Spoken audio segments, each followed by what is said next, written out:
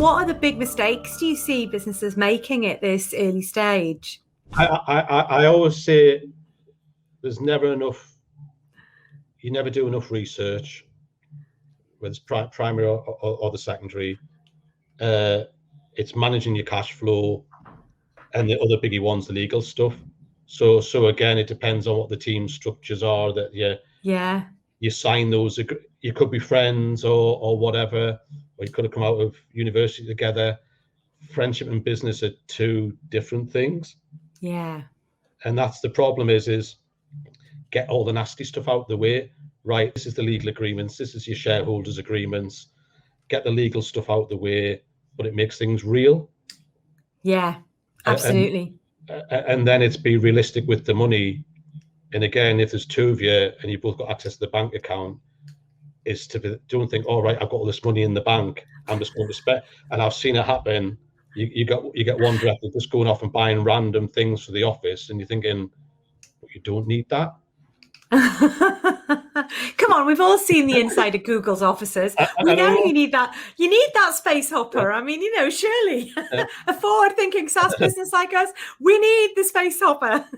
No, but it is. It's just being real. Is that get over egos, get over titles.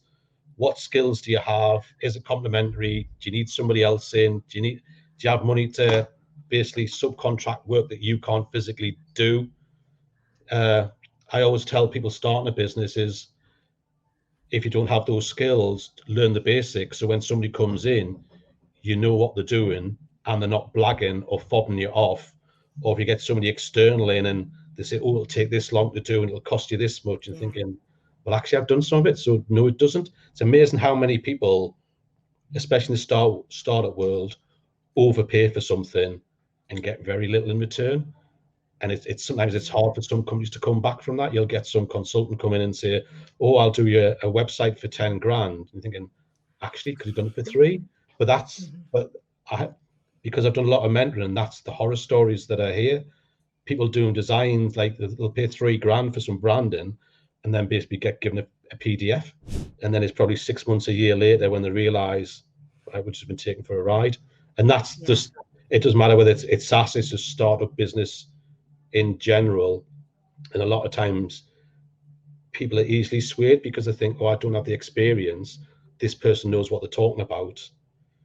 And even if they do know what they're talking about, it doesn't always 100% work, because I think you'll probably know from your sales training, you're good at what you do, you're good at putting across what they do, but if they don't actually execute what you're telling them to do, whose fault is it at the end of the day?